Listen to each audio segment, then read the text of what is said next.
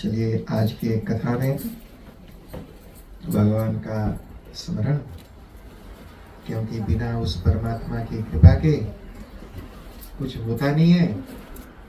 उसने बड़ी कृपा की ताकि आप और हम सब यहाँ बैठे कथा सुन रहे। आरती के पिताजी और माताजी शायद अभी ट्रैफिक है, आ रहे होंगे। कल बताया कि 30 इयर्स पहले उन्होंने फिजी में भागवती कथा सुनी थी। तो कल 1 दिसंबर में, है ना जी, 30 इयर्स हो गया। 30 इयर्स के बाद भगवान की ऐसी कृपा हुई कि उनको भागवत सुनने को मिला।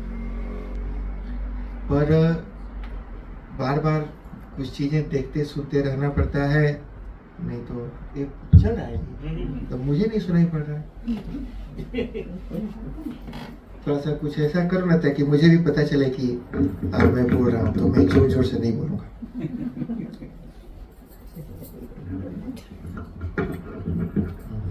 नहीं तो थोड़ा सा, हाँ ठीक है, थोड़ा सा मेरे बगल कर दो ताकि आवाज, हाँ अब जना है कि बोलता है। उधर कर दिया सब शालिनी जी के बगल। तो कई बार काफी दिनों के बाद देखो ना जी, तो 30 इयर्स में तो बीवी भी बुला जाती है, तुम कौन हो। तो भागवत तो बुला ही जाए। तो चलिए, तो परमात्मा को धन्यवाद। और हमारे जो यजमान है खुशदी और आरती और इनके तीनों सुपुत्र, पुन्नामका नरका त्रायते इति पुत्रः। पुत्र का डेफिनेशन किया हमारे शास्त्रों में कि पुत्र किसे कहते हैं। तो ये तीनों बहुत अच्छे लड़के हैं। और बाकी जो लोग हैं जी, आप सबका भी स्वागत। हमारे शर्मा जी का, आदरणीय नायकर जी का, इनके मामा जी का भी, और आपके मौसा मौसी जो आए हैं उनका भी, जो नहीं आए हैं उनका भी, जो रास्ते में है उनका भी, और अम्मा का, मेनुकाओ के महारानी का, किधर है भेजिए, लेकिन बहुत काम करे। और आइए जी, अब आपको मैं लेकर के भागवत की तरफ चलता हूँ। तो एक बात तो आपने और हमने सबने जानी कि भागवत क्या है। तो इयं सा वाङ्मयी मूर्ति ही प्रत्यक्षा विद्यते हरेः। कहा कि कैसी मूर्ति कई तरह की होती है। अच्छा जी, सूचना, अगर आपने अपने मोबाइल का मुंह बंद नहीं किया है तो अभी मौका है, चेक कर लो और कर दो। तो मोबाइल का भी मुंह बंद रखना है और अपना भी मुंह बंद रखना है। और जो 5 सेंस 10 सेंस वाले जो हैं, बड़े बड़े नोट तो अच्छे से जेब में पड़े रहते हैं, कॉइन्स ज्यादा फुरफुर करते हैं। तो ऐसे 5 सेंस 10 सेंस वाले जो आएंगे उनको बोलना बहुत खनकते हो। तो इतनी अच्छी व्यवस्था यहाँ आरती ने की है। नीचे थोड़ी देर के लिए घुमा दीजिए, थोड़ा सा ऊपर घुमा दीजिए, सेटल हो जाए तो फिर से लेके आ जाइए। तो आइए जी, अब आपको भागवत की तरफ लेके चलता हूँ। अच्छा, तो इयं सा वाङ्मयी मूर्ति ही प्रत्यक्षा विद्यते हरेः। ये भगवान की वाङ्मयी मूर्ति है। मूर्ति तो आप सब जानते हैं जी, मिट्टी की मूर्ति बनाते हैं। तो कृष्ण भगवान जी की मूर्ति बनाई मिट्टी की, तो मिट्टी की मूर्ति है। कृष्ण भगवान की एक मूर्ति बनाई सोने की, तो सोने की मूर्ति बन गई। तो सोने की मूर्ति बनती है, मिट्टी की, लकड़ी की भी मूर्ति बनती है। अच्छा सुनो, दाल भात तरकारी की भी मूर्ति बनती है। आप और हम सब दाल भात तरकारी के द्वारा बनाए हुए मूर्ति। हमारा और आपका शरीर कैसे बना जी? इडली सांभर डोसा। गुजराती लोगों की मूर्ति कैसे बनी? खाखड़ा फाफड़ा ढोकला। साउथ इंडियन लोगों की मूर्ति कैसे बन गई? इडली डोसा सांभर। गोरों की मूर्ति कैसे बनी जी? Pizza burger pasta. तो सब मूर्ति बनी उनकी। शरीर मूर्ति बने, शरीर देह। अच्छा सुनो, एक शब्द की भी मूर्ति बनती है। शब्दों के द्वारा भी मूर्ति बनती है। मतलब आप शब्द सुनते हैं और उस शब्दों से एक, जब शब्द आप सुनते हैं तो आपके दिल और दिमाग में कोई आदमी, कोई औरत, कोई रूप झलकता है। जैसे मान लो मैं एक शब्द बोलता हूं और उस शब्द का जो अर्थ है वो आपके दिमाग में आ जाएगा। हमारे भारत में मुंबई में एक फिल्म स्टार रहते हैं जी, बड़े लंबे, काफी बूढ़े हो गए हैं और ढेर सारे फिल्मों में उन्होंने काम किया। अब वो यहाँ है नहीं, पर केवल शब्द बोलने मात्र से अमिताभ बच्चन, श्री अमिताभ बच्चन जैसे ये बोला, ये शब्द आपके कान में गया और आपके अंतःकरण में एक 6 फुट का आदमी हंसता मुस्कुराता दिखाई पड़ता है ना जी। ठीक वैसे ही अरे साधारण संसार का मनुष्य आपके अंतःकरण में प्रकट हो जाता है। और कृष्ण जब बोलते हैं श्री कृष्ण, तो जो श्री कृष्ण है वो भी आपके अंतःकरण में प्रकट हो जाते हैं। तो ये शब्द की बनी हुई मूर्ति है ना जी। इसलिए भागवतकार ने कहा इयम माने ये जो भागवत की कथा है, इयम सा वाङ्मयी मूर्ति ही प्रत्यक्षा विद्यते हरे। सुनो, प्रत्यक्ष बिल्कुल दिखते जीते जागते सामने नजर पड़ने वाली जो मूर्ति है, इयम सा वाङ्मयी मूर्ति ही प्रत्यक्षा विद्यते हरे है। ये भगवान की वाङ्मयी मूर्ति है। और इसलिए सुखदेव जी महाराज ने कहा कि अच्छा सुनो, भगवान का नाम लेते हैं और भगवान हमारी रक्षा करते हैं। जहां भगवान खुद ही बैठा हो वहां मृत्यु आएगी? नहीं आएगी। तो बोला कि देखो ये कृष्ण का जो शब्द की मूर्ति, अच्छा सुनो, एक इतनी बड़ी बाल गोपाल वहां बनेगी 2.5 किलो के, वो सके आपके दिल में बैठे जाए, घुसे नहीं घुसेगा। लेकिन वही बाल गोपाल की शब्दों की बनी हुई मूर्ति आपके अंतःकरण में उतने से भी बड़ा हो तो भी समा जाएगा, क्योंकि हमारा अंतःकरण क्या है जी? हृदयाकाश। आकाश मतलब जी हृदयाकाश। जैसे ऊपर वाला आकाश का कोई और छोर कहाँ शुरू और कहाँ खत्म है नहीं मालूम जी, वैसे ही वही आकाश हमारे हृदय में है। तो हमारे जैसे ऊपर वाले आकाश का शुरू होना खत्म होना की कोई सीमा नहीं, वैसे हमारे हृदय के भी आकाश का शुरुआत और खत्म होने की कोई सीमा नहीं है। जैसे ऊपर वाले आकाश में सब कुछ समा जाता है, वैसे हमारे हृदय वाले आकाश में भी सब कुछ समा सकता है। परीक्षित, उस हृदय में उनको बैठा लो, और जहां वो बैठे वहां सांप कैसे आ सकता है? मृत्यु कैसे आ सकती है? कोई भय और डर कैसे आ सकता है? ये बात सुनाई। और फिर देवहूति को उनके पुत्र कपिल देव महाराज ने उपदेश दिया। ये बात सुनाई कैसे माँ को भी पुत्र उपदेश करता है और पिता को भी उपदेश करता है, बता दिया जी। इसलिए जो लोग ये सोचते हैं कि बच्चे हैं, भी बच्चे हैं, अरे उनको इग्नोर करते रहते हैं। अरे बच्चे हैं तो क्या पता कोई चीज बप्पा को दिमाग क्लिक न करता हो और बच्चा का क्लिक कर जाए। इसलिए बच्चा अगर दिमाग को क्लिक करता हो तो कैच करो, उसको इग्नोर नहीं करना चाहिए। इसलिए बच्चे भी कई बार जी, बच्चे दिल के सच्चे। इन्हें बुद्धि इंटेलिजेंस का कोई एज नहीं होता जी। ऐसा नहीं कि मुड़ का बाल पक गया या मुड़ के बाल उड़ गए तो बहुत बड़ा इंटेलिजेंट है, ऐसा नहीं है। वो कोई गारंटी नहीं है कि मुड़ के बाल पक गया है या उड़ गया है तो बड़ा एक्सपीरियंस पर्सन। ना, एक्सपीरियंस तो क्या पता। प्रहलाद महाराज, ध्रुव महाराज, छोटे छोटे बच्चे जी कई जन्मों का अनुभव, ज्ञान, संस्कार बच्चे अपने अंतःकरण में लेकर के आते हैं और वो कब कहाँ प्रकाशित कर दें उसकी कोई सीमा नहीं है। तो माता जी उनकी देवहूति जी, उन्होंने भी संसार को छोड़ दिया। कहा कि देखो कोई पकड़ के रख नहीं सकता इस संसार को, क्योंकि जो संसार है अगर हम पकड़ के रखना भी चाहें तो भी पकड़ के रख नहीं सकते। आज नहीं तो कल या तो तुम खुद संसार को छोड़ दो या तो संसार तुमको छोड़ देगा। अगर खुद छोड़ोगे तो फिर खुशी खुशी छोड़ दोगे, लेकिन जब वो छोड़ेगा तो लात मार के छोड़ेगा और बड़ा दुखी करके रुला के छोड़ेगा। इसलिए अच्छा है कि रो रो करके छोड़ना पड़े, हंस हंस के खुद ही छोड़ देना चाहिए। वहां पर भगवान कपिल ने अपनी माता जी को कहा कि संसार में जो भी बंधन है, लोग बोलते हैं कि मेरा है, ये मेरा घर है, ये मेरी गाड़ी है, मेरी साड़ी है, बोलते हैं ना कि इतनी अलमारियों में साड़ियां सजा के रखते हैं, बोलते हैं मेरी साड़ी है, मेरी साड़ी है। पूछो कि मेरी है। अरे तुम बोलते हो कि ये मेरी है मेरी है, कभी साड़ी ने कहा कि मैं तेरी हूं? नहीं। मेरा घर है, कभी घर ने कहा कि मैं तेरा घर हूं? मेरी गाड़ी, कभी गाड़ी ने कहा कि मैं तेरी हूं, तेरी गाड़ी हूं? नहीं कहा ना जी।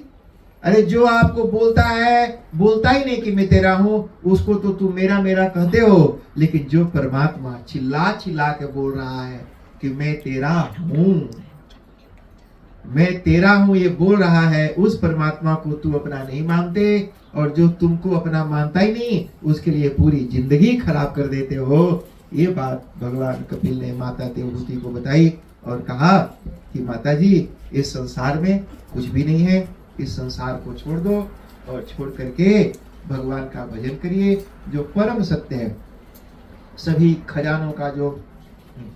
तो आप कर लो माता जी, फिर मैं शुरू करूंगा।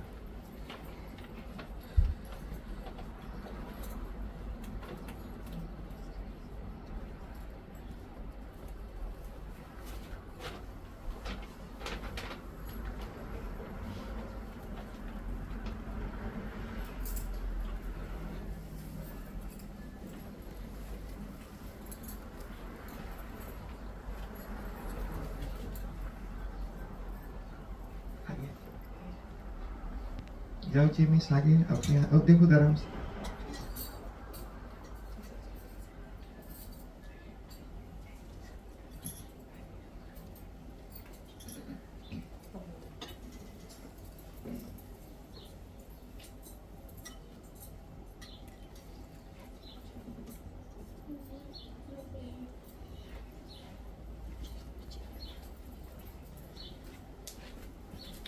जय बोलो कृष्ण कन्हैया लाल की जय। तो संसार में ऐसी कोई भी चीज नहीं है जो हमेशा आपके साथ रहने वाली है।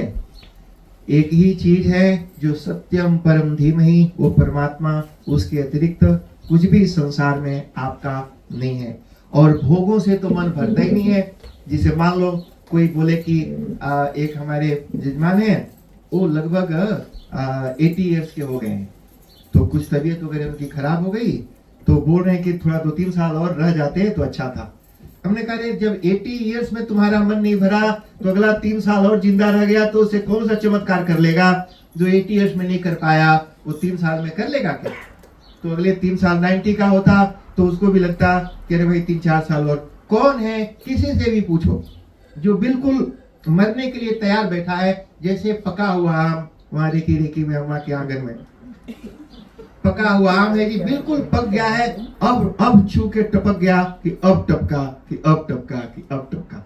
ऐसे बिल्कुल पका पकाया जी, टपकने के लिए तैयार है। उसको भी पूछो भैया मरे मंगता, वो भी बोलेगा कि नहीं। तो मरना कोई नहीं चाहता है जी, कि तो वो इस सब जीना चाहते हैं, तो जीने से कभी मन नहीं भर सकता। और कोई भी चीज, ऐसी कोई भी चीज बता लो जिसको आपने खाया पिया और आपका मन भर गया, लगता है कि बस हो गया, अब नहीं मांगता। एक काम बता दो जो जिंदगी में किया और करने के बाद लगा कि बस अब दोबारा ये नहीं करने मांगता, मजा आ गया। अगर अच्छा लगता है तो बार बार बार बार बार बार उसको करते हैं और करते ही रहते हैं। और मरने के बाद भी वो जो वासना, वासना का मतलब करते हैं जी, कहते हैं कि जो करने की आदत है ना जी, डिजायर, जो वासना, जैसे कढ़ाई में हींग का छौंक लगाया, तरकारी निकाल ली, लेकिन हींग की खुशबू कढ़ाई में अभी भी है, तो उसको कहते हैं वासना। हींग किसी जमाने में वहां था, तो हींग की वासना कढ़ाई में है। तो ऐसे ही हमने जिंदगी भर एक काम किया, अब नहीं कर पा रहे हैं, लेकिन करने की वासना हमारे अंदर रहती है, और वही वासना हमको वापिस ले जा करके पटक देती है। अच्छा जी, तो इस तरह से जी 3 स्कंद की कथा हुई, और आज मैं आपको चौथे स्कंद की कथा सुनाता हूं। तो जो चौथा स्कंद है जी, उसमें कुल 31 अध्याय, 31 चैप्टर है, और 31 चैप्टर में 4 चीजों के बारे में बताया। आपने सुना होगा हमारे शास्त्रों में 4 तरह के, हमारे धर्म में 4 तरह के पुरुषार्थ बताए गए हैं: धर्म, अर्थ, काम और मोक्ष। पुरुषार्थ का मतलब होता है पुरुषैः अर्थ्यते इति पुरुषार्थ। जिसको सब लोग चाहते हैं। सभी लोगों का डिजायरेबल जो है वस्तु, उसको कहते हैं पुरुषार्थ चतुष्टय, 4 पुरुषार्थ। पहला है धर्म, दूसरा है अर्थ, तीसरा है काम और चौथा है मोक्ष। कहा कि हर एक प्राणी को धर्म करना चाहिए, सभी को धर्म करना चाहिए। और धर्म करने का कोई उम्र नहीं होता, कोई एज नहीं होता कि जब बुढ़ा जाएंगे तो करेंगे या जब रिटायर्ड हो जाएंगे तो करेंगे, कोई एज नहीं है। मैं बहुत लोगों को जानता हूँ जी, जो बुढ़ा गए, जवानी में तो किया नहीं, बुढ़ा गया तब वो नहीं करता है। जिनको नहीं करना है वो कभी नहीं करेंगे, और जिनको करना है वो बचपन से ही करते हैं और बूढ़े होने तक करते रहते हैं। नहीं करने के हजारों एक्सक्यूज, बहाने हैं। और करने के तो धर्म करने का कोई नियम नहीं है, और कोई उम्र नहीं है, कोई समय नहीं है, कोई स्थान नहीं है। आप जहां भी हैं वहां धर्म कर सकते हैं। तो धर्म, तो इसके जो शुरू के 7 अध्याय हैं उसमें धर्म के बारे में बताया, और 5 अध्यायों में अर्थ के बारे में बताया, और आगे के 11 अध्यायों में काम के वर्णन किया, और आगे के 8 अध्यायों में मोक्ष का वर्णन किया। तो ऐसे शुरू के 5 और 11, 8 और 7 सब जोड़ेंगे तो हो जाएगा 31। तो 31 चैप्टर हो गए। तो बोला 7 अध्याय में धर्म का वर्णन क्यों? तो गुरु जी बताते थे क्योंकि सप्तमंतु यज्ञ होता है, 7 types of yajnas defined in our scriptures, इसलिए 7 अध्यायों में किया। कहा कि अर्थ का वर्णन 5 अध्याय में क्यों? तो कहा कि 5 इंद्रियों से अर्थ का भोग होता है, इसलिए 5 अध्यायों में अर्थ का वर्णन किया। कहा कि काम का वर्णन 11 अध्यायों में, कहा कि कामोपभोग 11 इंद्रियों से होता है, इसलिए 11 अध्यायों में किया। मोक्ष का वर्णन 8 अध्याय में, कहा कि अष्टधा प्रकृति से मुक्ति के लिए 8 अध्यायों में मोक्ष का वर्णन किया। अब इसको संक्षेप में सुन लो। तो आज जो हम कथा करेंगे, चौथा, 5वां और 6वां 3 स्कंद को संक्षेप में सुनेंगे। तो जो शुरू के जो 7 अध्याय हैं उसमें 2 लोगों के बारे में बताया है, एक अत्रि और अनसुईया जी के बारे में बताया, और एक दक्ष के बारे में बताया। आपने दक्ष प्रजापति कथा आप सब जानते हैं, थोड़ा सा संक्षेप में सुन लो। अत्रि मुनि थे और उनकी पत्नी थी अनसुईया। अनसुईया जी वही कर्दम ऋषि की ही बेटी थी, जो कल जिनकी कथा आप सुन रहे थे, जिनके घर कपिल भगवान आए थे, उनके पहले 9 बेटियां उनकी पैदा हुई थी, तो 1 ऑफ 9 ये थी अनसुईया। अनसुईया का मतलब क्या होता है? अच्छा, रामायण में भी आपने सुना होगा अनसुईया के बारे में। अनसुईया शब्द का 2 अर्थ करते हैं जी। ऐसे अनसुईया के घर में भगवान आए, साक्षात परमात्मा आए। एक बार अत्रि ऋषि ने भगवान की तपस्या की, और तपस्या की सभी लोकों में और सभी चीजों में, संसार की सभी वस्तुओं में स्थित वो जो एक परमात्मा है, वह एक ईश्वर, वह एक परमात्मा हमारे जीवन में प्रकट हो। उनकी तप से प्रसन्न होकर के ब्रह्मा, विष्णु, शिव तीनों प्रकट हो गए। अत्रि मुनि ने ऐसे देखा। मुनि और ऋषि, मुनि का मतलब होता है मौनम चरन्ति मुनयः, और ऋषि का मतलब होता है ऋषयः क्रांत द्रष्टारः मंत्र द्रष्टारो वा। तो ऋषि मुनि अलग अलग शब्दों के अलग अलग अर्थ बताए। तो ब्रह्मा, विष्णु, शिव तीनों प्रकट हो गए। अत्रि मुनि ने कहा, महाराज हमने तो एक परमात्मा का ध्यान करके पुकारा था कि एक जो परमात्मा है वो प्रकट में आए, आप तीन परमात्मा कहां से आ गए? उन तीनों ने कहा कि देखो, हम देखने में 3 अलग अलग हैं, एक सृष्टि करने वाला, एक पालन करने वाला, एक संहार करने वाला, पर वास्तव में हम तीनों एक ही हैं। अलग अलग लोग, कोई बेटा कह के बुलाता है, कोई पापा कह के बुलाता है, कोई भैया कह के बुलाता है, लेकिन आदमी एक ही है। तो ये तो भागवत की एक कथा और है जी, जो अलग ग्रंथों में लिखा हुआ, वो सुन लो। एक समय की बात है कि लक्ष्मी, सरस्वती और पार्वती तीनों एक साथ बैठी थी और आपस में बात कर रही थी। कुछ मिल के मीटिंग तो करते हैं, जब खलिया समय में क्या करेंगे, तो लोग मिलजुल के कुछ इधर उधर की बातें करते हैं। तो मिल के बैठे उसी समय नारद जी कहीं से घूमते हुए आए। तो उन तीनों ने नारद जी से पूछा क्या? कहा कि नारद जी एक बात बताइए, आप सभी लोकों में घूमते हैं, इस सभी लोकों में सती स्त्री, सबसे बड़ी सती स्त्री कौन है? सती का मतलब है जो पति को ही परमात्मा मानती है और पति के अतिरिक्त और किसी को नहीं जानती। ऐसा सबसे बड़ा सती स्त्री कौन है? और पार्वती जी सोच रही थी नंबर तो मेरा ही आएगा, बार बार भगवान शिव छोड़ देते हैं फिर भी मैं उनको नहीं छोड़ती हूँ। ये पत्नी है जी जो पति के पीछे पड़ी रहती है, जो मरने के बाद भी नहीं छोड़ती। तो वो बोले कि हमसे बड़ा सती कोई और दूसरा हो नहीं सकता है। लक्ष्मी जी ने कहा कि भाई सबसे बड़ी सती मैं, सरस्वती जी सोची कि सबसे बड़ी मैं, नारद जी तीनों को देख रहे। सुनो, घमंड अच्छी चीज नहीं होती, किसी भी चीज का घमंड हो वो अच्छा नहीं होता है, घमंड नहीं होना चाहिए। कौन सा चीज है जी जो हमारे पास है दूसरों के पास नहीं है?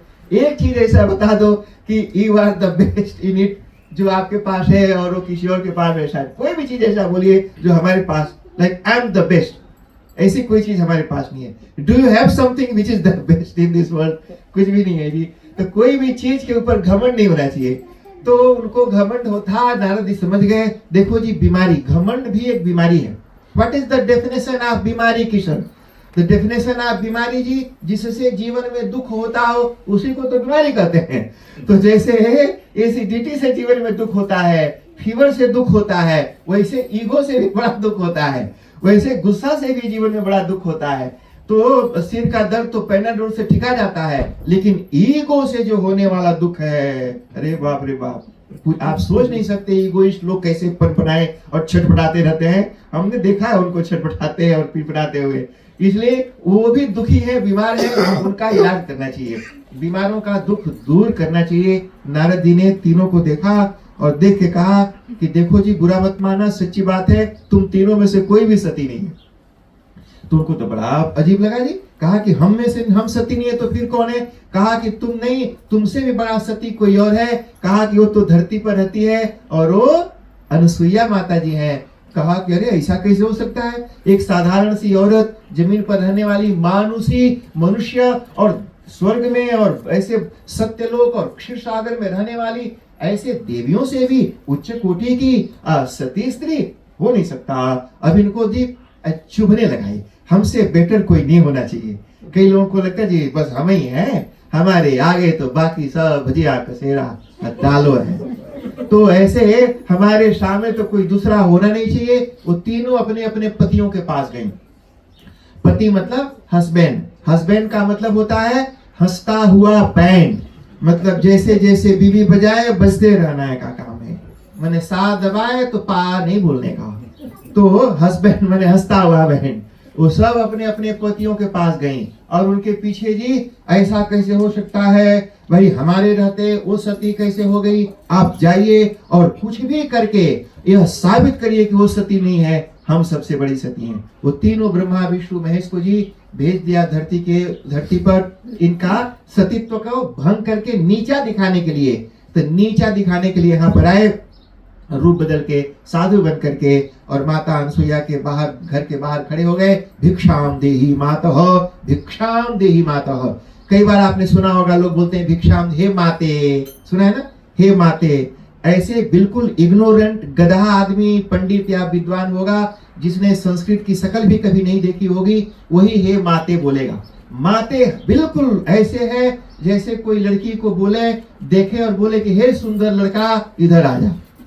तो ये माते कहीं भी संस्कृत में नहीं बनता, हमेशा जी जो मातः, हे मातः, यही शब्द बनेगा, हे मातः भिक्षाम देहि। संबोधन में मातः बनता है, माते नहीं बन सकता। और माता तो वैसे नॉर्मली, पर बुलाने हे मातः भिक्षाम देहि मातः, भिक्षा दो, तो बाहर निकली। ये तीनों साधु लोग दाढ़ी वाड़ी बढ़ाए और माला वाला लिए। तीनों तीन परंपरा के थे ना जी, एक ऐसे ऊपर टीका लगाने वाला, एक टेढ़ा टीका लगाने वाला, मैंने अलग, एक वैष्णव था, एक शैव थे, ब्रह्मा जी थे, रजोगुणी सतोगुणी तमोगुणी वाले। तो ये लेकर के आए जी घर में से सामान। तीनों ने कहा कि हमारा नियम है कि हम ऐसी किसी स्त्री से भिक्षा नहीं लेते जो वस्त्र पहन करके आती है। अगर भिक्षा देना हो तो बिल्कुल नंगी होकर के आओगी तो लेंगे, और नहीं तो हम चले जाएंगे। तो उन्होंने कहा नहीं रुकिए जी, ऐसा कैसे होगा। वो अपने घर में गई, लगी सोचने कि अगर हमने इनकी कंडीशंस को पूरा नहीं किया तो भिक्षा नहीं लेंगे। और अगर भिक्षा नहीं लेंगे तो हमारा जो नियम है कि हमारे दरवाजे से कोई ऐसे खाली हाथ नहीं लौटेगा, ये मेरा नियम टूट जाएगा, तो मैं क्या करूं। तो मन ही मन उन्होंने भगवान का ध्यान किया। कहा कि इस जगत चराचर का जो भी अधिपति, पति, स्वामी, परमात्मा है, मैं उसको साक्षी मान करके यह निवेदन करती हूं कि मैंने पूरे जीवन भर अपने पति के अतिरिक्त अगर किसी भी पुरुष को न जाना हो तो ये बाहर खड़े तीनों के तीनों बूढ़े साधु बिल्कुल दूध मुहे बच्चे बन जाए। और ऐसा संकल्प किया जी मन में, और उनकी संकल्प की शक्ति, ये संकल्प की शक्ति है जी, और बिल्कुल निर्वस्त्र होकर के विश्वास है उनके ऊपर। ये इसको कहते हैं श्रद्धा। ऐसे आंखें बंद करके बैठे रहने का नाम श्रद्धा नहीं होता है। श्रद्धा मतलब श्योरिटी, बिल्कुल 100% श्योर कि मैंने जो बोला वो परमात्मा ने सुना और वो होगा। ऐसे 100% श्योर मूड, 100% श्योर मन का नाम श्रद्धा है। ऐसे वो श्रद्धा से उन्होंने उस परमात्मा को ध्यान करके संकल्प किया और बिल्कुल निर्वस्त्र होकर के बाहर निकली। ते तीनों के तीनों बाहर जी, वहां पर छोटा बेबी दूध पीने वाले जिसको माँ गोदी में लेके दूध पिलाती थी, ऐसे कहां कहां कहां कहां बच्चे ऐसे रोते हैं ना जी, कहां कहां रो रहे हैं, जैसे कहां कहां, मानो जैसे सब ऐसे ऊपर मुंह उठा करके पूछ रहे हो अपनी अपनी बीवियों से, कहां पटक दिया, कहां कहां कहां ला करके पटक दिया, यहाँ पर हम कहां भले कहते हैं छोटे बच्चे बन के बड़े हैं जी। वो तीनों को उठाया, अपना प्रसाद खिलाया पिलाया। उसी समय अत्रि मुनि आ गए। आ करके उन्होंने देखा, अरे साक्षात तो ये देवता लोग। तो ये बात बताई जी, तीनों का नामकरण संस्कार किया कि अच्छा बच्चे बन करके आए ही हो। तो एक का नाम रखा दत्त, यानी परमात्मना भगवता विष्णुना दत्ता ही दत्त। दत्त का मतलब होता है जो दिया गया है। The thing which has been given, anything which has been offered is called datta in Sanskrit. ऐसी कोई भी चीज जो किसी ने आपको दे दी उसको कहते हैं कि दत्त। तो इसलिए उनका नाम ही दत्त रख दिया। कहा कि उनका नाम दत्तात्रेय पड़ा। उनकी कथा 11वें स्कंद में आखिरी दिन आएगी, तो उसको सुनेंगे। वो एक तो, और जो शिव भगवान के अंश से हुए वो दुर्वासा ऋषि हुए जी, थोड़ा गुस्सेल स्वभाव के, और ब्रह्मा जी के अंश से चंद्र हुए। सबका नाम लिया, तीनों ने उनको आशीर्वाद दिया। बात ये बताई कि जैसे माता अनसुईया को अपने पति में ही परमात्मा मानती हैं, धर्म है किसी को नीचा दिखाने की भावना नहीं है जी। अनसुईया का मतलब जान लो, न असूया यस्याम इति अनसूया। इसका मतलब यह है कि सूया नाम परेशु दोषाविष्करणम, जो दूसरे लोगों में दोष देखता हो उसको कहते हैं सूया। दूसरों की बुराइयां हमेशा देखता हूं, है ना, आंखें गड़ाए रखे, रे वो तो वैसे, उसकी बीवी ऐसी, और उसका हस्बैंड ऐसा, उसका बच्चा ऐसा। कुछ लोगों का दिन भर ये काम है जी, यही बैठ करके किसके अंदर क्या बुराई है यही ढूंढते रहते हैं। उसकी बीवी ऐसी, बच्चा, उसकी पतोहिया ऐसी। तो इस तरह के फोकट जो दूसरों की बुराइयां देखता रहता है, और जो कभी भी कहीं भी किसी में भी कोई बुराई नहीं देखता हो उसको कहते हैं अनसूया। दूसरों के अंदर कमियां ढूंढने वाले की पूजा परमात्मा कभी स्वीकार नहीं कर सकता। कहा कि जिसमें तू बुराई देख रहा है ना जी, अच्छा सुनो, तू ज्यादा इंटेलिजेंट है कि भगवान ज्यादा इंटेलिजेंट है ना जी। तो तुमने तो उसको बनाया नहीं। जिसको तू तेरी नजर में बिल्कुल गंदा, घिनौना, घटिया समझता है, उसको तूने बनाया क्या? तुम्हारे बाप ने बनाया क्या? अरे जिस परमात्मा ने बनाया वो तुमसे ज्यादा इंटेलिजेंट है, कुछ सोच के बनाया होगा। तो उस परमात्मा के डिसीजन को चैलेंज करते हो। जिस परमात्मा ने उसको बनाया है तो उसको चैलेंज करता है कि ऐसे बुरा आदमी को तू क्या बनाया? वो परमात्मा ने बनाया है और तुमसे ज्यादा होशियार और इंटेलिजेंट है, कुछ सोच के उसको बनाया होगा। उसका स्वभाव, उसका नेचर, उसका गुण, बुराई देखने वाले तू कौन होता है जी? ये जो भी दुनिया में है उसको हमने तो नहीं बनाया, भगवान ने ही बनाया नहीं जी। एक चीज बता दो जिसको तुमने बनाया हो या हमने बनाया हो, सब कुछ परमात्मा ने बनाया। बुरे लोगों को भी भगवान ने बनाया है। इसलिए भगवान की बनाई हुई चीज को, भगवान के काम को, भगवान के डिसीजन को, भगवान के डिजायर को चैलेंज करने वाले के ऊपर भगवान प्रसन्न कैसे हो सकते हैं? इसलिए किसी के अंदर कोई दोष नहीं देखती हो। न सूया यस्याम सा अनसूया, ये अर्थ किया आचार्यों ने। दूसरा अर्थ किया, एक तो दो तरह का है, एक है अनसूया और एक है अनुसूया, दो नाम है। तो अनसूया का मतलब तो बता ही दिया। अनुसूया का मतलब होता है अनु पश्चात ब्रह्मांडम विष्णु रुद्रम सूते या सा अनसूया, जो एक के बाद एक ब्रह्मा विष्णु और महेश को बच्चे के रूप में पैदा कर देती है, प्रकट कर देती है, उसका नाम है अनसूया। ये अद्भुत माता जी हैं जी। देखो भगवान के प्रति श्रद्धा और किसी में कमी नहीं देखना, सर्वत्र ईश्वर का भाव, किसी को नीचा नहीं दिखाना, किसी में दोष नहीं ढूंढना। तो बिना कुछ किए जी, बिना कोई भजन भाव, घर में रहते हुए खाते पीते ही भगवान उनके दरवाजे पर आ गए, बच्चा बन के आ गए। ये बात बताई।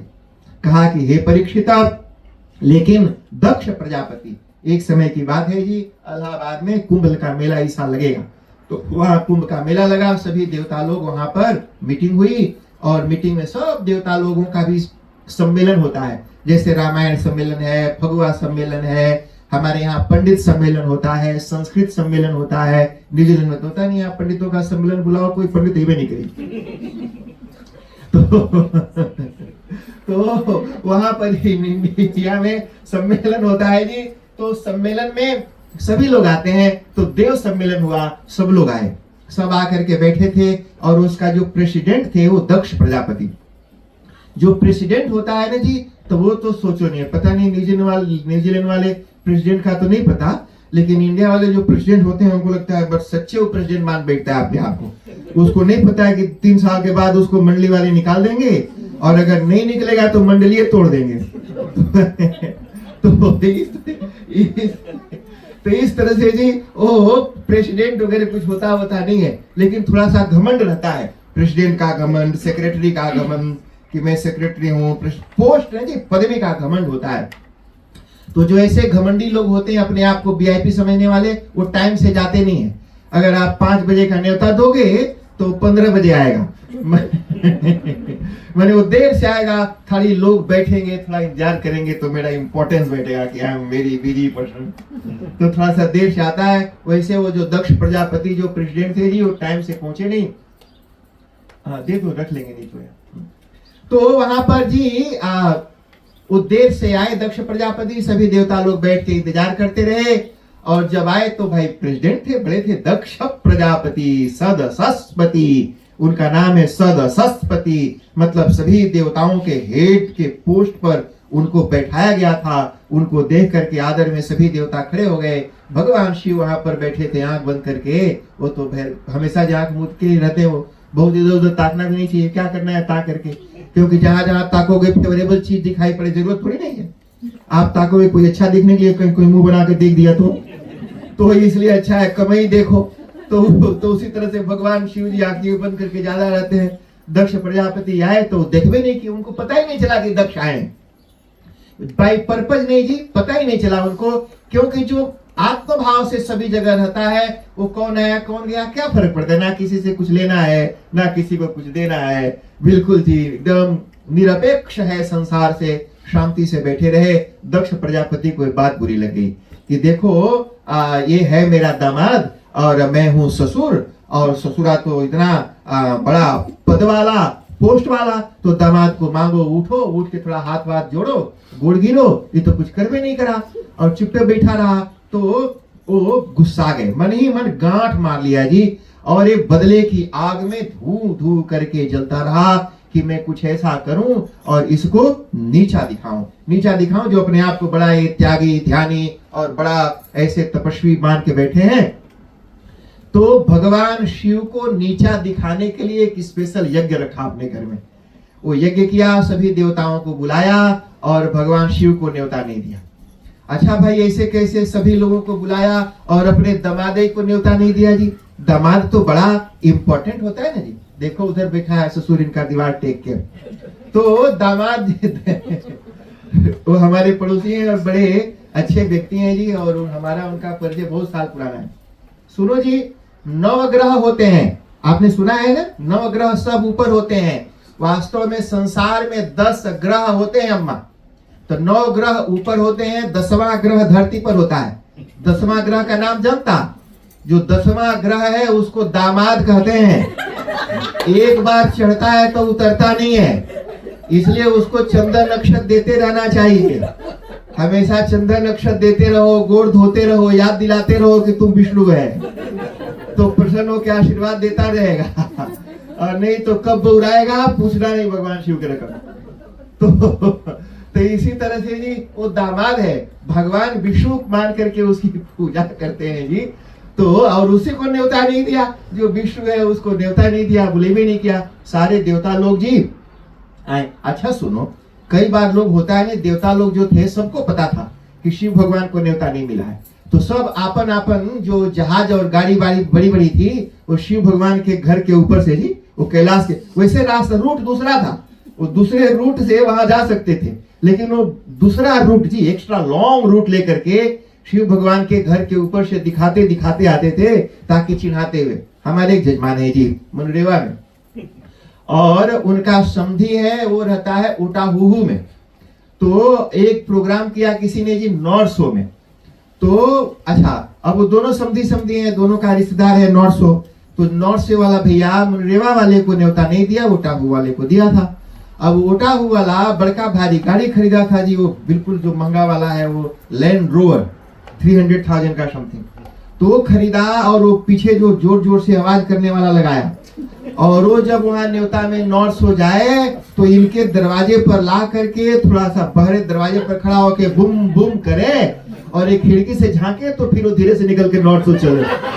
तो कहा कि देखो महाराज, वो ओटाहू से पहले मनुरेवा आता है, हमारे घर के दरवाजा पर भूं भूं करके और फिर नॉर्थ हो जाता है, हमको बताता है कि देख हमने गाड़ी खरीदी है, और वहां जाता है, तेरे को नहीं पूछा।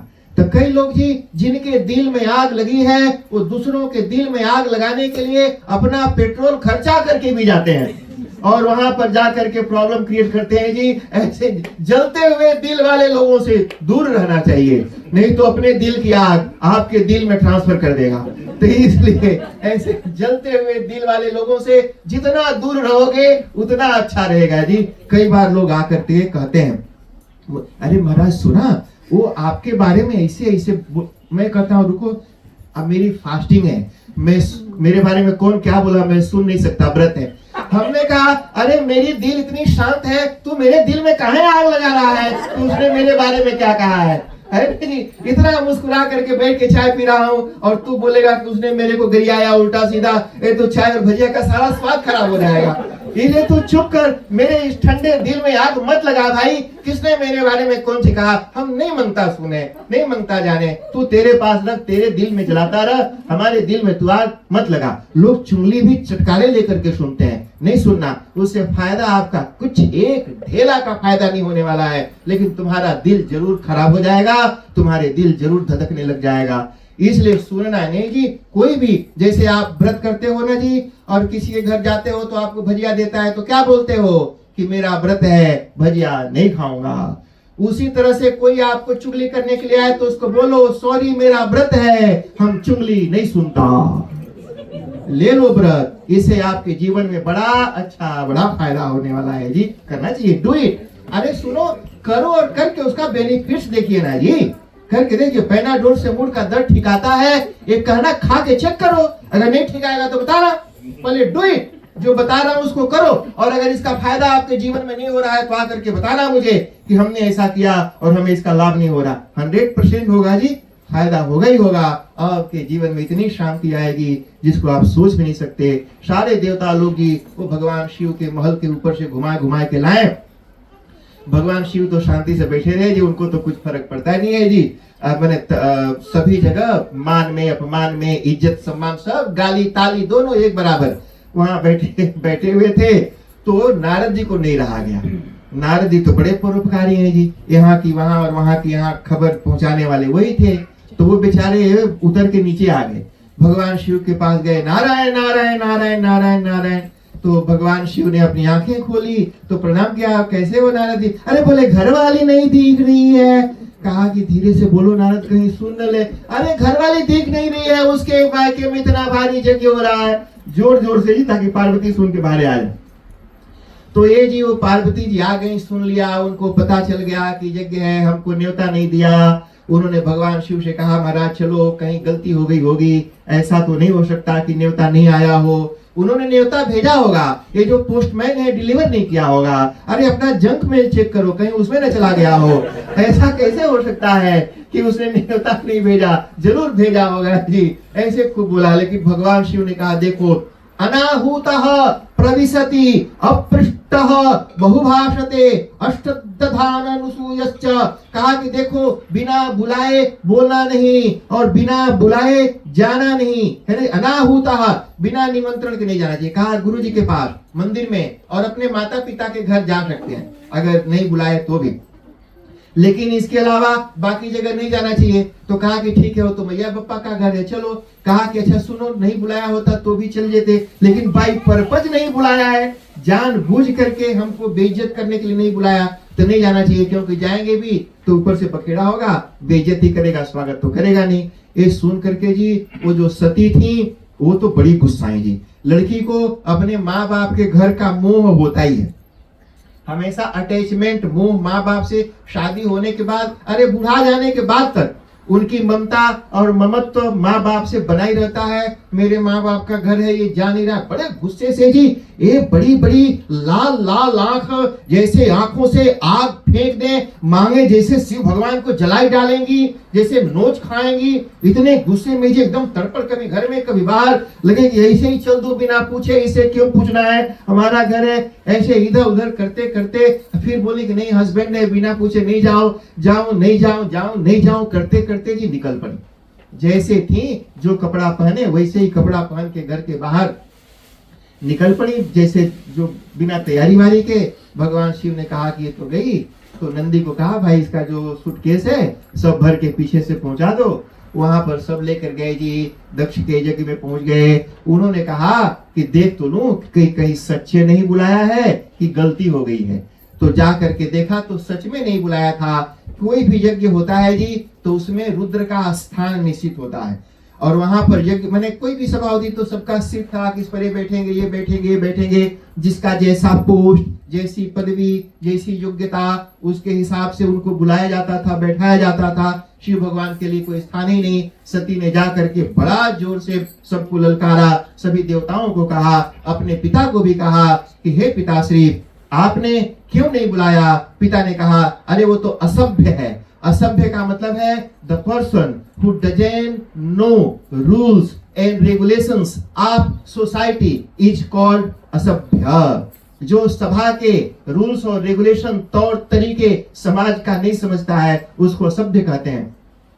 कहा कि वो तो असभ्य है, समाज सोसाइटी में तो रहते नहीं, भूतों के बीच में रहते हैं, तो भूतों का क्या, उनको कोई रूल्स रेगुलेशन थोड़ी ना पता है, तो इसलिए वहां पर पड़े रहते हैं, उसको कोई नहीं पता, उसको नहीं बुलाना। अरे शास्त्र कहता है कि कभी भी अपने गुरु की निंदा नहीं सुननी चाहिए, अपने हस्बैंड की निंदा भी नहीं सुननी चाहिए, अपने पूज्य देवताओं की भी निंदा नहीं सुननी चाहिए। सती ने तो कहा कि चुप हो जाओ, अपने कान को बंद कर लिया और कहा कि मैं मेरे पति की निंदा नहीं सुन सकती। अरे तुम उन शिव के बारे में बुरा करते हो। शिव इति द्वयक्षरम नाम, अरे 2 अक्षर का शिव उनका नाम है। केवल शिव शिव शिव बोलने मात्र से जीवन के सारे विघ्न बाधा दूर हो जाते हैं, अशुभ शुभ हो जाता है, और उनको आप इस तरह से भला बुरा कहते हो।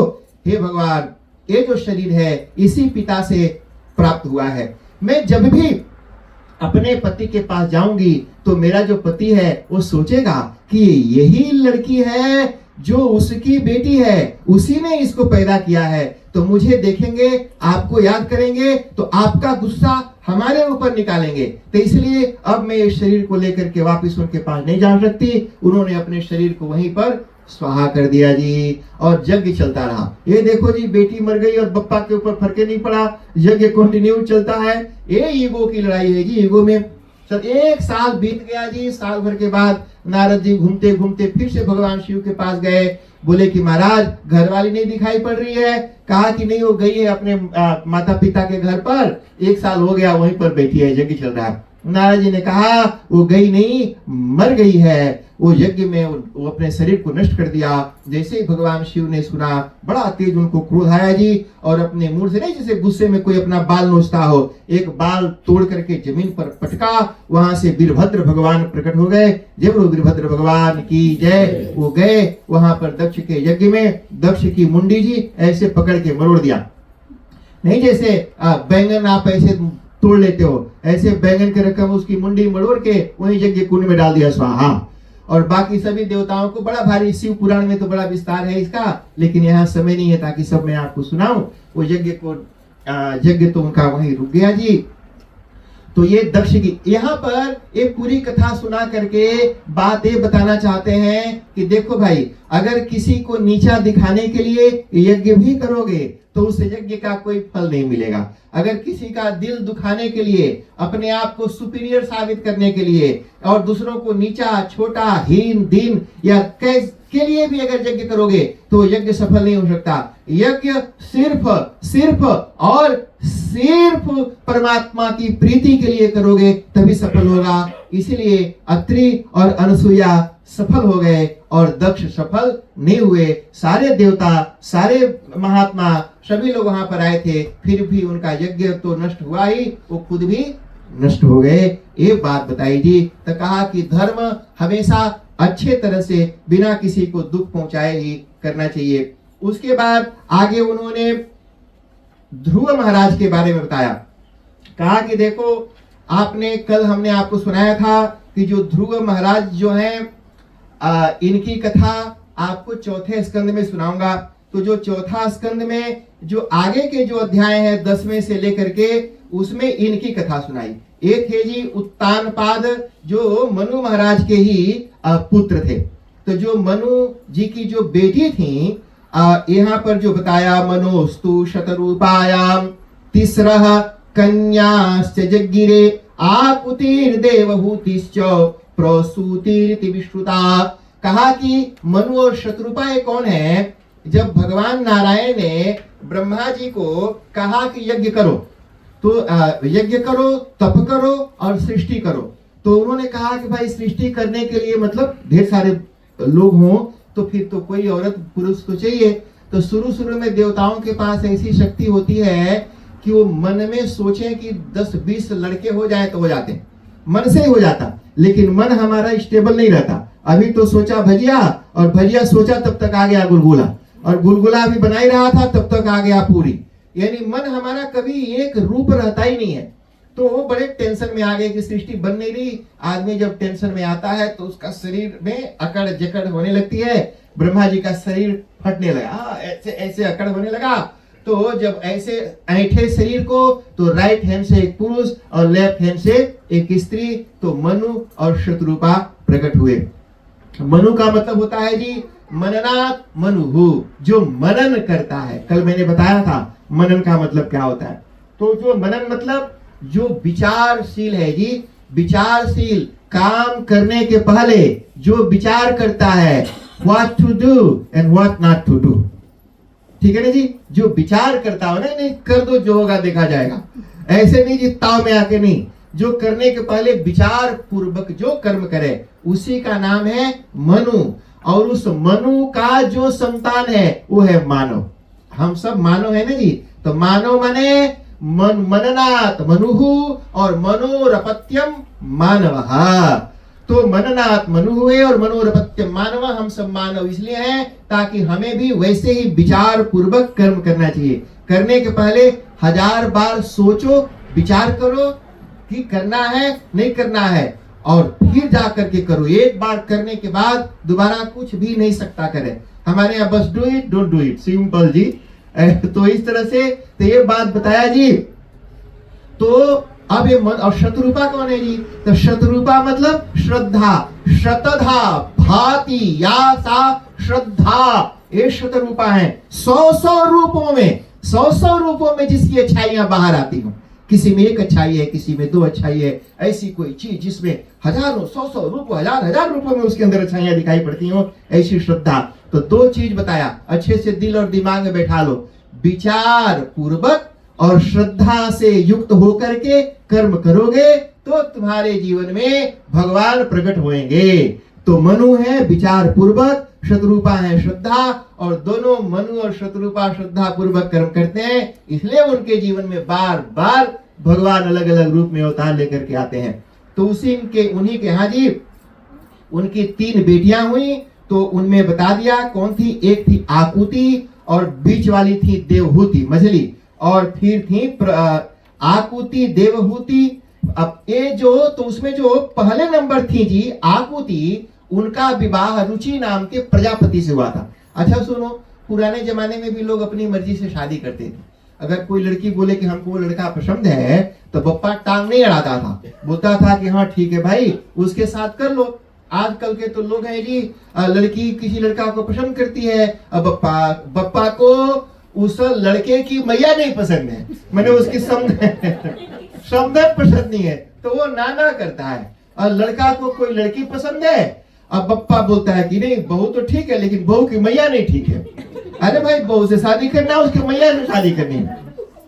तो वो जी टांग अड़ाते रहते हैं जी, यानी बेटा बेटी के इंटरेस्ट में मैया बप्पा अपन इंटरेस्ट घुसेड़ देता है, ले लो बीच में टांग अड़ा देते हैं। नहीं जी, नहीं टांग अड़ाना। अरे अपनी खुशी के लिए अपने बच्चों की खुशी का गला मत घोटो, उनको अपना जीवन अपने ढंग से जीने दो। तुमने जिया, तुमको जैसे जीना था, अब बुढ़ाई गया, अब वो बेचारों की खुशी अभी तो शुरू हुई है, उनको करन दो जो करे मांगे हैं। इसलिए कई बार मैया बप्पा सोचते हैं, अरे हम तो वैसे ही करा और तुम ऐसे करता है। अरे तुम जो करा 50 साल पहले करा था, तो जो आज जो कर रहा है वो 50 साल बाद क्या करेगा। इसलिए जो तुम 50 साल पहले जो गन्ना काटता था, वो 50 साल के बाद पिज्जा काटेगा। इसलिए ये मत इसलिए तुम ये नहीं सोचो कि जो हम 50 साल पहले गन्ना काटे थे तू भी यहाँ गन्ना ही काट, नहीं होगा जी। जो क्योंकि हम जो किए, हमारे आजा जो करते थे, हमारे बाप ने नहीं किया, हमारे बाप ने जो किया हम नहीं करते हैं, जो हम कर रहे हैं हमारे बच्चे नहीं करेंगे, और हमको एक्सपेक्ट भी नहीं करना चाहिए। और you must not make them do what you have been doing. जो तुम जिंदगी भर करता रहा वही उनसे कहाँ कराए मांगता। क्योंकि देखो, वो आज के 50 साल के बाद दुनिया कैसी होगी, उसके लिए they have been preparing themselves, है ना जी। माने kids have been preparing themselves for future. आज के 50 साल के बाद दुनिया कैसी होगी, उसके लिए उनको तैयार होना है, होने दो। इसलिए अपना, और तुम उनको 50 साल पीछे ले जाए मांगता है तुम उनको 50 साल पीछे ले जाए मांगता है, वो 50 साल आगे जाके मांगते हैं। इसलिए उनके ऊपर जी इस तरह का थोपो नहीं। Don't impose your own believes अपने बच्चों के ऊपर कि तुम ऐसा करो हम ऐसा करता रहा, नहीं करना चाहिए। अच्छा जी, मान गए मनु महाराज, जाओ शादी कर लो। शादी हो गई, और वहां पर यज्ञ के रूप में भगवान प्रकट हुए। जय बोलो यज्ञ पुरुष भगवान की जय। और इसी तरह से जी सब हुआ, नर नारायण के अवतार की कथा सुनाई, और उसके बाद बताया कि इनके 2 पुत्र भी थे जी, एक थे उत्तानपाद और दूसरे थे प्रियव्रत। अब उत्तानपाद ये 5 अध्याय में ध्रुव चरित्र सुनाया। तो 5 अध्याय में ये बात बताई कि उत्तानपाद जो थे, उनकी 2 बीवियां थीं। एक का नाम था सुनीति, और जो दूसरी जी उनकी पत्नी थी उनका नाम था सुरुचि। तो वैसे हम सबकी 2-2 बीवियां होती हैं। एक कैसे जी 2-2 बीवियां होती हैं, आरती देख कुलदीप को कि दूसरी कौन है।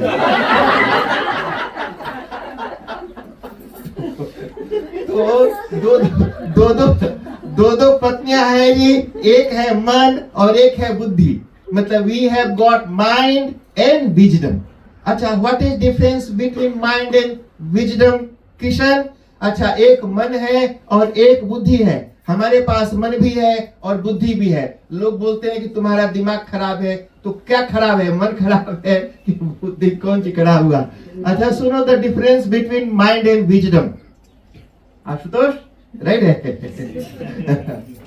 ये बहुत डिसेंट बॉयज है ये सब, इतने हैंडसम लड़के और इतने डिसेंट बॉय। एक उधर ही बैठा है, कभी देखो द हैंडसम बॉय, टॉल एकदम, स्लिम, 3 पैक बना हुआ। अच्छा सुनो तो अच्छा, तो difference between mind and wisdom.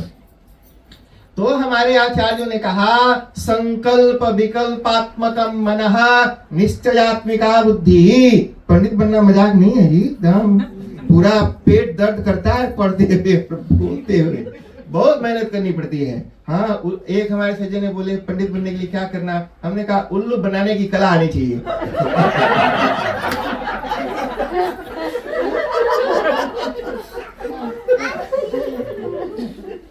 आजकल ज्यादातर पंडितों की और बात पाओ की दुकान ऐसे ही चल रही है जी, ऐसे ही चल रही है। जिनको संस्कृत एक अक्षर भी नहीं आती है वो भी भागवती कथा कहते हैं। मतलब 18,000 श्लोकों में से 18,000 श्लोक में से 18 श्लोक भी जो नहीं बोल सकता, उसका अर्थ नहीं कर सकता, वो भी भागवत करता है और लोग उसको बुला के करते हैं। हमको एक सज्जन मिले जी, बोले महाराज हमको भागवत कराया, उससे कराया। हमने कहा अच्छा, बोले जानता तो नहीं है लेकिन अब करा दिया है क्योंकि हम बहुत खर्चा नहीं करे मांगता रहा। हमने कहा एक बात बताओ, जो घास काटता है उसे अपन मुड़ के बाल कटाएगा? हम लोन वाले चला गया तुम ऊपर, सस्ता पड़ेगा जी। अरे घास काटेला से तुम अपन मुड़ के बाल नहीं कटवाता है, और तुम एक ऐसे अनाड़ी आदमी जो तुम्हारा यह लोक भी नहीं बना सकता, उससे तू तेरा परलोक बनवाना चाहता है। जो तुम्हारा इस लोक में भी कुछ नहीं कर सकता, उसके लिए तू तेरा परलोक बनवाना चाहता है। तेरे से बड़ा मूर्ख और कौन हो सकता है कि तू चाहता है तेरा परलोक बनाना, और ऐसे को लेकर के आया है जो तेरा ये लोक भी बिगाड़ देगा। परलोक बनाने की तो बातें ही दूर है। तो इस तरह से जी ये शास्त्र कहा कि इसलिए भगवान भाष्यकार ने कहा ब्राह्मणेन निष्कारणो वेदो सदंगो, ब्राह्मणेन निष्कारणो धर्मः सदंगो वेदो ध्येयो ज्ञेयश्च। हर एक ब्राह्मण को अगर वह कर्मकांड के क्षेत्र में जाना चाहता है तो उसको संस्कृत व्याकरण अवश्य पढ़ना चाहिए, और अगर नहीं जानता है तो अर्थ का अनर्थ करके उल्टा सीधा करेगा, पर लोक तो बनेगा नहीं, लोक भी बिगड़ जाएगा। और कैसे बिगड़ता है ये आगे ये कथा भी आएगी। अच्छा सुनो जी, तो मन का मतलब होता है जी, अच्छा सुन लो अच्छे से, दिमाग में बैठा लो। कृष्ण मन माने जो हमेशा कंफ्यूज रहता है। Confused mind means confused. Ila लड़की राइट है कि उला राइट है? कंफ्यूज्ड है, नॉट डिसाइड। सोचे कि नवाली आई है वो ठीक है कि पुरनकीली ठीक रहेगी। Always confuse. संकल्प विकल्पात्मकम मनः, जो डिसीजन नहीं ले पाता, निर्णय नहीं ले पाता है, जो कंफ्यूज है कि मैं ये करूं कि वो करूं, ये सही है कि वो सही है, जो डिसीजन लेने में अपने आप को अनेबल है, सुटेबल नहीं है, बिल्कुल ऑलवेज कंफ्यूज्ड जो रहता है, उसको कहते हैं माइंड। उसका नाम है मन। मन माने कंफ्यूज्ड, जो हमेशा कंफ्यूज्ड है वो है मन। अच्छा फिर बुद्धि क्या है? विजडम। तो विजडम क्या है जी? तो बोला निश्चयात्मिका बुद्धि ही। मन कंफ्यूज है कि ये लिए अच्छी है कि वो लिए अच्छी है, तो मन को धक्का मार के बुद्धि आती है, बोलती है चुप कर, ये अच्छी है। एक तो बुद्धि आकर के डिसीजन दे, डिसीजन मेकिंग पावर, श्योर करने का काम जो करती है वो बुद्धि है। तो ये बुद्धि, तो बुद्धि और मन, तो मन के हिसाब से जो चलता है वो है सुरुचि। सुरुचि माने जो मन करता है। अच्छा मन किया कि भजिया खा लो तो कस के दबाई लिया, मन किया कि 4 कटोरा खीर पी लो तो पी लिया, भले डॉक्टर बोला कि डायबिटीज तुम्हारा हाई हो गया है। मन कर रहा है, बुद्धि बोल रही है कि मत खा, डॉक्टर ने मना किया है, और मन कर रहा है बड़ा मजा आ रहा है, बड़ा स्वाद है, ले दबाई दे रहे। तो इसलिए तो मन के हिसाब से हम चलते हैं और बुद्धि की नहीं सुनते हैं। तो जो मन के हिसाब से चलता है वो दुखी होता है, उसका जीवन दुख में बीतता है, और जो बुद्धि के हिसाब से चलता है उसका जीवन सुख में मिलता है। तो सुरुचि, रुचि मतलब the person who has been living according to taste, interest. और सुनीति का मतलब है जो प्रिंसिपली, जो प्रिंसिपल के हिसाब से जीवन जीता है कि do it don't do it.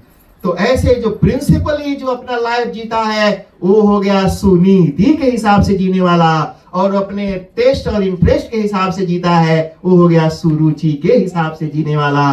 वैसे ही उत्तानपाद की 2 पत्नियां जी, एक सुरुचि और सुनीति। प्रिंसिपली लाइफ जीना थोड़ा सा कठिन है, इट्स रियली हार्ड कि भाई हमको ये नहीं खाना है, नहीं खाऊंगा, हमको ये नहीं पीना है, नहीं पीऊंगा, हमको ये नहीं करना है, नहीं करूंगा। तो थोड़ा मुश्किल तो है, लेकिन कोई खतरा नहीं है इसमें। मैंने कोई खतरा नहीं, कोई साइड इफेक्ट नहीं है, कोई कहीं बीच में गड़बड़, बिल्कुल जी ये नहीं करना है तो नहीं करना है, निश्चिंत एकदम। लेकिन मन का चल भाई करी ले, थोड़ी देर के लिए कहा जाता है तो उसमें खतरा है। हो सकता है कोई बहुत भयानक गड़बड़ हो सकता है, कुछ नुकसान हो सकता है, बुरा हो सकता है। इसलिए हमेशा प्रिंसिपल बुद्धि की सुनना चाहिए, मन की नहीं सुनना चाहिए जी। दोनों के एक एक पुत्र हुए। एक का नाम था उत्तानपाद के जो पुत्र थे वो हुए ध्रुव, और जो उनके जो दूसरे पुत्र थे उनका नाम था उत्तम। उत्तम जो थे वो सुरुचि के पुत्र थे, और जो ध्रुव थे वो सुनीति के पुत्र थे।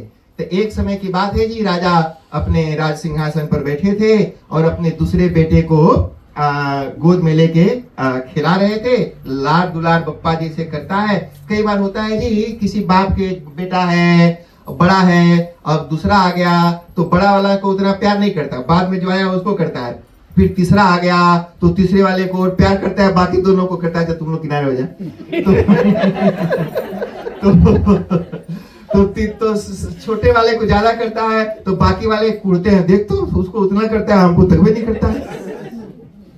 तो ऐसे ध्रुव महाराज किनारे बैठे थे, तो उनको लगा कि थोड़ा हमको भी गोदी में बैठाता और प्यार करते। तो वो उठ करके अपने पिताजी के गोद में जाकर के बैठ गए। बाप तो बाप है, वो बैठा लिया जी गोदी में। जैसे ही गोदी में बैठाया, उनकी जो दूसरी माता जी थी वहां पर सौतन सुरुचि, वो कूद के पहुंच गई और ध्रुव को ऐसे गोदी से खींच के ऐसे ढकेल के जी ऐसे झटक के उतार के नीचे धर दिया और कहा कि हट, तेरी औकात है राजा के गोद में बैठने की? अरे सुन, तू राजा के गोद में नहीं बैठ सकता, जानता है तू एक दासी के कोख से पैदा हुआ है। वो जो तेरी माता है सुनीति, वो कोई रानी थोड़ी है, वो तो राजमहल की दासी है, और उसके कोख से पैदा होकर के तू राजा के गोद में बैठने की सपना देख रहा है। हट, अगर राजा के गोद में बैठना चाहता है तो जा तपस्या कर, भगवान को मना, प्रसन्न कर, और जब भगवान, ध्यान से सुनना, जब भगवान प्रसन्न हो जाए तो उनसे वरदान मांगना कि वो अगले जन्म में तेरे को मेरे कोख से पैदा करें, और जब तू मेरे कोख से पैदा होगा तब जाकर के तू राजा के गोद में बैठने के लायक होगा। ये उसका अहंकार था जी। अनजाने में उसने भगवान का अपमान कर दिया। पर्पजली, चाहे पर्पज से चाहे बिना जाने, भगवान का अपमान किया। उसने कहा कि भगवान प्रसन्न हो जाए तो उनसे वरदान मांगना कि मेरे कोख से पैदा होना। इसका मतलब भगवान प्रसन्न हो जाके तुमको दर्शन देंगे तो तू राजा के गोद में नहीं बैठ सकता। जब तू मेरे कोख से पैदा होगा तो राजा के गोद में बैठेगा। यानी हमारा कोख भगवान से भी बड़ा है, यानी अपने कोख को भगवान से भी बड़ा मान करके बैठी है। इतना घमंड तो भगवान जी किसी का छोड़ते नहीं है। भगवान को तो ये बात बुरी लग गई, कहा कि देख तो ये अपने कोख को, एक कोख कहा है जी, जो जितनी संसार की माताएं हैं ये सभी माताओं का कोख तो भगवान के कोख में समाया हुआ है। मदजोनि महद ब्रह्म तस्मिन् गर्भं दधाम्यहम्। कहा कि सारा संसार जो दिखाई पड़ता है ये भगवान का गर्भ है। हम सब उन्हीं के गर्भ में, हजारों गर्भ है, लाखों गर्भ है। तो कहा कि अच्छा ठीक है, ऐसे झटक दिया जी। अभी 5 साल का बच्चा जी दुखी हो गया और रोते हुए दोनों हाथों से अपना आंख मसलते, रोते करते अपनी माँ के पास पहुंचा। माँ ने पूछा क्या हुआ बेटा? तो बेटा तो 5 साल का बच्चा क्या बताएगा। दूसरी दासी जो वहां थी उसने सारी बात बता दी कि ऐसे ऐसे हुआ, ये वहां पर गए और राजा ने ऐसे अपमानित किया। नहीं, राजा जो आपकी दूसरी सौतन है उसने ऐसे अपमानित किया, और इस तरह से ये बेचारा।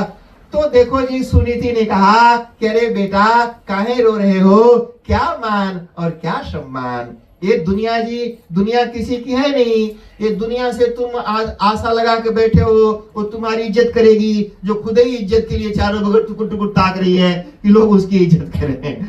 तो जो खुद इज्जत के लिए चारों बगल टुकुर टुकुर ताक रहे हैं वो तुम्हारी इज्जत कहाँ करेंगे? अरे जिसके पास है ये नहीं है वो तुमको क्या देगा। अच्छा सुनो, तो बुरा मत मानना। तुम्हारी जो माता है, दूसरी माता, उन्होंने भले ही झड़क करके, झिड़क करके, घींच करके, अपमानित करके तेरे को बोला, पर बात तो सही बोली है।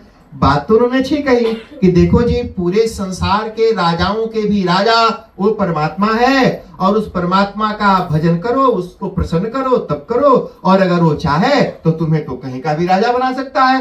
तो उन्होंने पूछा कि अच्छा माता ये बता कि वो जो भगवान है जिनको पाने और प्रसन्न करने से ये राज या संपत्ति मिलता है, वो भगवान कहाँ मिलेंगे? सुनीति ने कहा कि देखो बेटा, हमको तो नहीं पता कि वो कहाँ रहते हैं और कहाँ मिलेंगे, लेकिन मैंने सुना है कि लोग जंगल में जाते हैं और बैठ करके तप करते हैं। ये 5 साल का बच्चा जी उसी समय घर छोड़ करके बाहर निकल गया। बाहर निकल गए और चल पड़े जंगल में जी। जैसे ही जंगल में चले, जिस समय सुरुचि ने डांट करके कहा था भगवान का तप कर और मेरे कोख से वरदान पैदा होने का वरदान मांग, तभी से भगवान इंतजार कर रहे हैं कि हमारे पास कब आएगा। और जब घर छोड़े और जब घर से छूट के निकले, तभी से भगवान टुकुर टुकुर तकतकी मान करके इंतजार कर रहे हैं। ध्यान देना जी, मैं घर में भागवत करूंगा, जब आप ये सोचते हैं तभी से भगवान इंतजार करते रहते हैं कि कब करेगा। जब मैं पूजा करूंगा, जैसा ये सोचते हो, तभी से भगवान इंतजार करने लगते हैं। आपने सुना है ना लकड़हारे की कथा, सत्यनारायण की कथा में लकड़हारे की कथा सुनाते हैं। लकड़हारे ने कथा पंडित जी को पूजा करते हुए देखा और सुना कि सत्यनारायण की पूजा है और करने से जीवन का दुख दूर हो जाता है। तो जब से सुना, तभी से उसने संकल्प किया कि ये जो लकड़ी है इसको बेच करके जो भी मिलेगा इससे मैं कथा करूंगा। और जब से संकल्प किया, तभी से भगवान टुकुर टुकुर उसके पीछे पीछे घूम रहे थे कि ये कब कब करेगा, कब करेगा। तो और इसीलिए लकड़हारा ने जिंदगी में एक ही बार कथा की थी। सुना आपने कि हर साल करता था, एक ही बार किया था, और भगवान ने उसका जीवन का दुख दूर कर दिया। और हमारी जिंदगी बीत जाती है सत्यनारायण भगवान की जय करते करते, और कुछ नहीं होता। तो विचार करना चाहिए क्यों नहीं हो रहा है, कहीं ना कहीं गड़बड़ तो हो रहा है ना जी। अच्छा चलो, तो भगवान तो इंतजार कर रहे थे। जैसे ध्रुव महाराज घर से निकले, भगवान ने नारद जी को भेज दिया। मैंने बताया था नारद जी भगवान के मन है, मन को भेज दिया। तो नारद जी रास्ते में आकर के ध्रुव महाराज के मिले और बोले, अरे रुको रुको रुको बालक, कौन हो, कहां जा रहे हो? तो ये चिंते तो नहीं थे कि ये कौन है, कहीं देखा 5 साल का बच्चा तो, लेकिन साधु है तो प्रणाम करना चाहिए। तो चाहे जो भी वो महात्मा है, प्रणाम करो। तो प्रणाम तो किया, तो बाद में नारद जी ने बता दिया कि मैं कौन हूं। तो जब बता दिया तो फिर थोड़ा सा, पहले तो नहीं प्रणाम किए, पहले तो गए ऐसे पूछे कौन हो, तो खड़े रहे। अब इतना शिष्टाचार, कर्टेशी वर्ड्स और भारी भारी छोटे छोटे बच्चों को तो कौन सिखाता, और इतना समझ में भी नहीं आता। तो रोता हुआ दुखी निकला था। जब बताया कि मैं नारद हूं, तो थोड़ा सा प्रणाम किया कि सुना हाँ भाई कोई नारद जी बड़े तेजस्वी महात्मा है। पूछा तू कौन है, तो बता दिया कि मैं ध्रुव हूं, और मेरी माता ने ऐसे मेरा अपमान किया, बेइज्जत की, और मुझे बर्दाश्त नहीं हुआ और मैं घर छोड़ के निकल गया।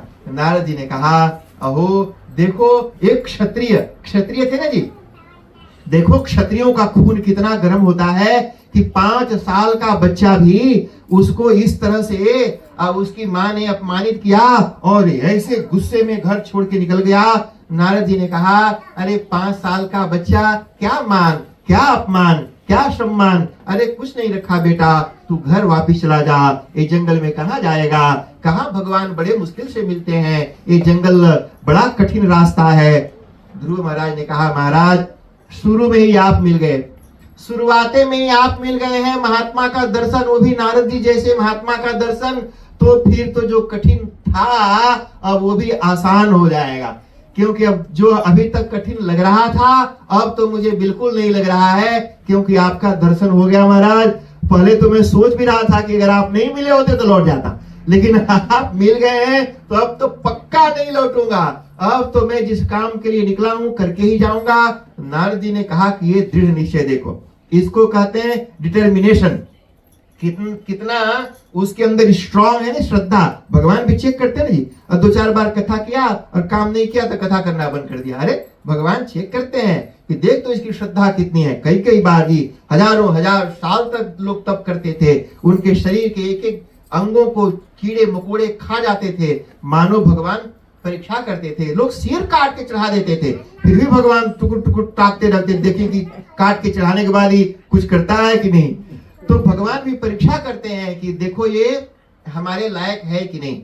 ध्रुव महाराज ने कहा कि अब तो मैं नहीं मानूंगा, जाऊंगा ही। तो नारद जी ने कहा कि ठीक है, आ जाओ, तुम मेरे शिष्य बनो और मैं तुम्हारा कान फूंकता हूँ, गुरुमुख कर देता हूँ, मंत्र तुमको दे देता हूँ। और नारद जी ने उसको गुरु मंत्र दे दिया। उनके कान में मंत्र बोला जी, ओम नमो भगवते वासुदेवाय। कान में बोला। मंत्र तो वही है जी, किताब में लिखा हुआ, लेख के पढ़ लो, पर उसका फल नहीं होगा। फल तभी होगा जब वो विधि पूर्वक गुरु संकल्प करके, मंत्र में शक्ति नहीं, शक्ति संकल्प में है। वो गुरु अपने संकल्प से उस शक्ति को मंत्र में भरकर और आपके कान में फूंकता है और फिर वो आपके अंतःकरण में जाकर के बैठ जाता है। तो उस तरह से नारद जी ने अपने संकल्प शक्ति से उस मंत्र में शक्ति को भरकर और ध्रुव महाराज के कान में फूंक दिया जी। ओम नमो भगवते वासुदेवाय। ये 12 अक्षर मंत्र है। अच्छा, एक बात यहीं पर समझ लो,